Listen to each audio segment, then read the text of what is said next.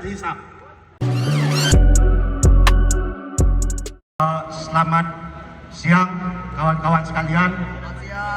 Senang rasanya kami mewakili pimpinan pusat Aliansi Gerakan Reforma Agraria bisa turut bersama kawan-kawan dari Front Mahasiswa Nasional dari berbagai cabang yang hari ini berkumpul memperingati Hari Buruh Sedunia. Begitu juga dengan kawan-kawan dari Serikat Pekerja yang turut serta di dalam aksi memperingati Hari Buruh Sedunia hari ini. Peringatan 1 Mei bagi kita bukanlah pesta pora, kawan-kawan sekalian. Peringatan 1 Mei bukanlah hari buruh yang kemudian diimplementasikan oleh negara sebagai hari pesta pora hanya untuk merayakan bahwa ada yang namanya hari buruh. Akan tetapi hari buruh bagi kita adalah merefleksikan sejarah panjang perjuangan kelas buruh di dunia. Lahirnya tanggal 1 Mei menjadi Hari Buruh Internasional adalah sejarah panjang perjuangan kelas buruh di dunia, menuntut upah, menuntut hari kerja, sehingga itu yang bisa kita rasakan hari ini. Akan tetapi kenyataannya puluhan tahun telah kita rayakan, puluhan tahun telah kita peringati, situasi kelas buruh masihlah tetap dalam situasi tertindas dan terhisap oleh sistem yang ada. Oleh sebabnya peringatan Hari Buruh adalah momentum bagi kita untuk terus menggelorakan perjuangan, untuk terus meningkatkan perjuangan kita, memperingatkan diri kita dengan keras bahwa perjuangan kita belum selesai, kawan-kawan sekalian.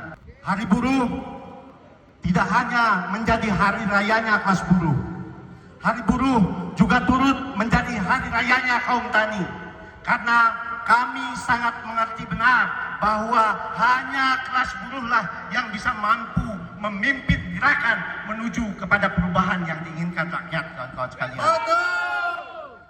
Tanpa kelas buruh yang memimpin, maka perjuangan rakyat yang bergelora di mana-mana tidak akan pernah mencapai pada puncaknya, tidak akan pernah membawa pada kemenangan yang sejati, kawan-kawan sekalian.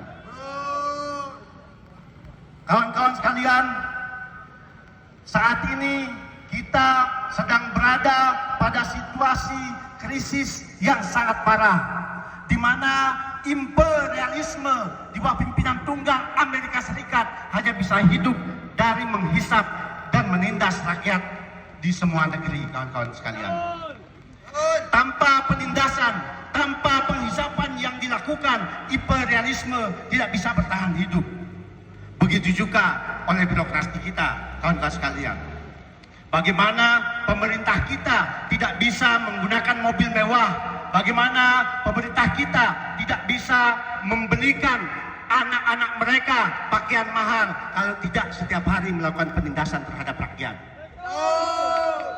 Itu kenyataannya. Siapa rakyat sesungguhnya? Rakyat sesungguhnya adalah mereka yang bekerja di pabrik-pabrik, mereka yang bekerja di perusahaan-perusahaan milik imperialis, mereka yang setiap hari mencangkul, membajak di tengah-tengah sawah, di tengah terik matahari yang sampai dengan hari ini hidup dalam segala keterbatasan.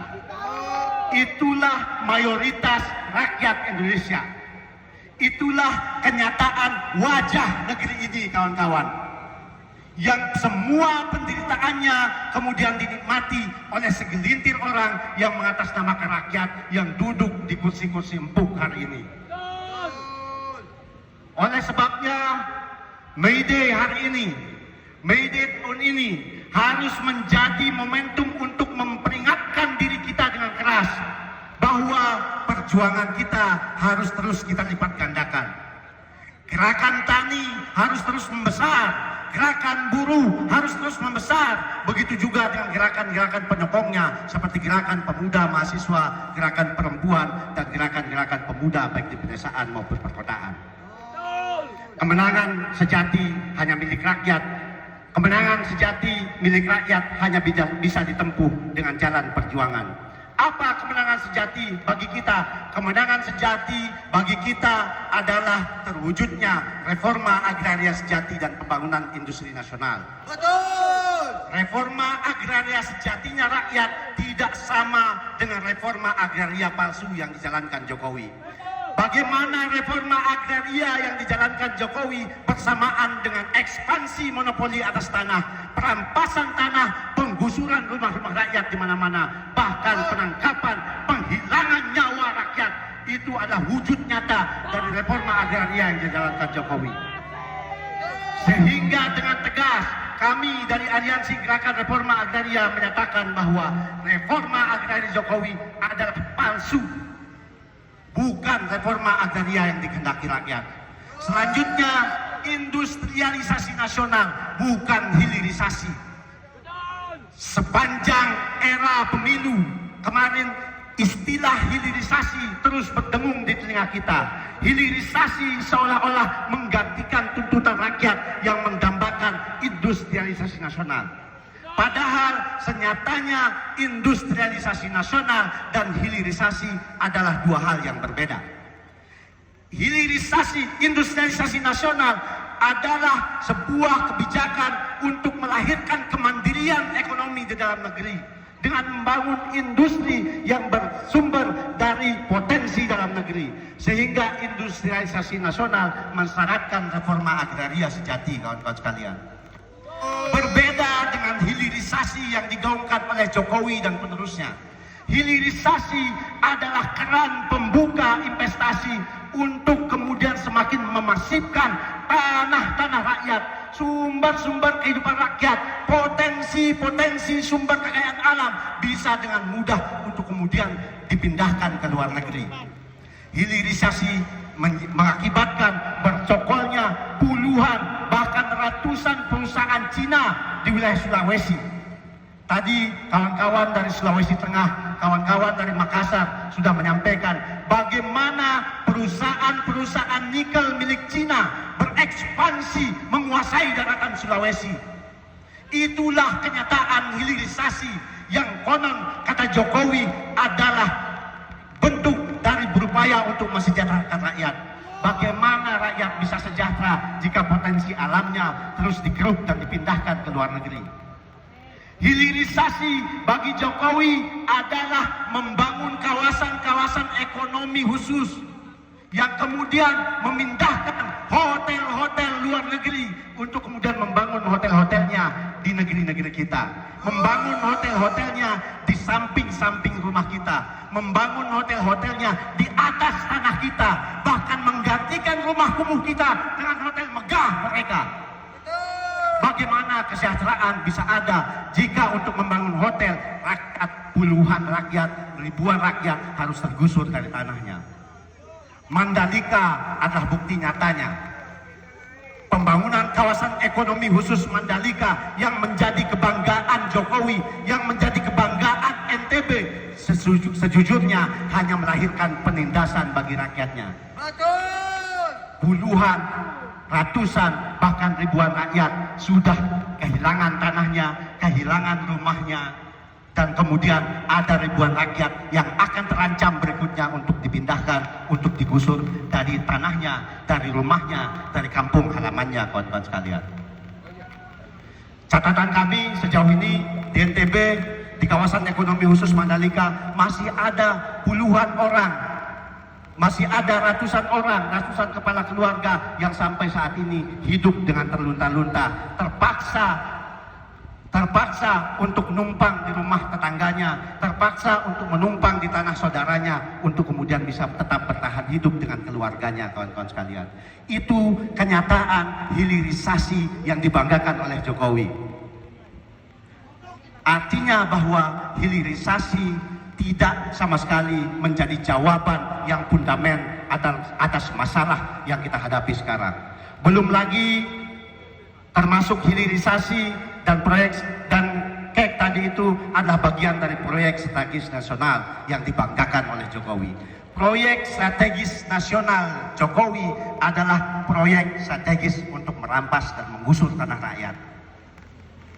Bagaimana apa yang dihadapi oleh masyarakat di Labuan Bajo, apa yang dihadapi oleh masyarakat di sepanjang daratan Pulau Flores, apa yang dihadapi oleh masyarakat di Kalimantan, di Papua, di Sulawesi, di Sumatera, bahkan di Jawa dan di Bali, itu adalah kenyataan yang kemudian ditimbulkan oleh proyek strategis nasional ala Jokowi, yang tidak hanya dibayar oleh penggusuran bagi rakyat, tidak hanya rakyat membayar proyek strategis nasional dengan kehilangan tanah mereka, tetapi kehilangan kebebasan mereka.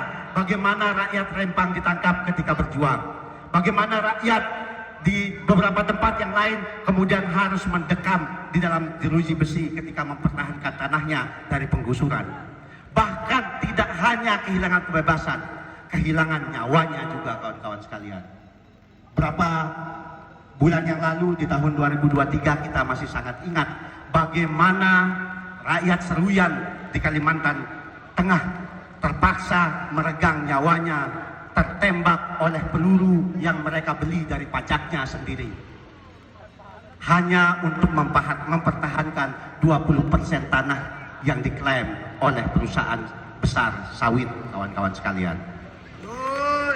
Penggusuran, perampasan tanah, monopoli tanah yang terus terjadi seiring dengan propaganda reforma agraria palsu rezim Jokowi dan penerusnya, ini kemudian telah mengakibatkan beribu-ribu, berjuta-juta, bertumpuk-tumpuk kaum muda menjadi pengangguran di pedesaan, yang kemudian menjadi sasaran empuk bagi industri-industri besar untuk mendapatkan tenaga kerja murah.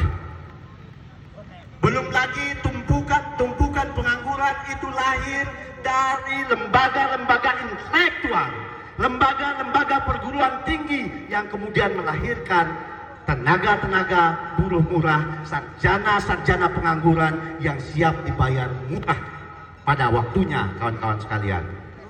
Itu adalah kenyataannya, sehingga jawaban yang paling fundamental atas seluruh situasi ini adalah bersatunya seluruh rakyat yang tertindas dan terhisap. Kelas buruh harus tegak menjadi pemimpin pembebasan. Kaum tani harus tegak menjadi soko gurunya. Kemudian pemuda, mahasiswa, perempuan, pemuda pedesaan dan perkotaan juga harus turut serta menjadi yang paling meriah dan paling semarak menjadi penyokong dari perjuangan kelas buruh dan kaum tani. Itu adalah jawaban yang paling konkret atas situasi kita saat ini. Di tengah masa depan kita tidak bisa kita gantungkan terhadap rezim yang korup, yang secara vulgar telah mengangkangi demokrasi, yang sudah dengan secara vulgar mempertontonkan bagaimana demokrasi ini dihina-hinakan, kawan-kawan sekalian. Tidak mungkin masa depan kita pasrahkan kepada mereka yang hanya hadir dalam momentum 5 tahun sekali berbagi bansos, berbagi bansos yang itu adalah dari semua yang dikorup dari tangan-tangan rakyat yang sesungguhnya, kawan-kawan sekalian. Lalu kemana rakyat harus bersandar? Bersandarlah pada tangan kita, bersandarlah pada kawan kita, bersandarlah pada seluruh rakyat yang tertindas dan terhisap. Sepulang dari aksi ini, kita harus segera mengabarkan kepada seluruh kawan kita bahwa saatnya kita memperbesar dan memperluas organisasi kita.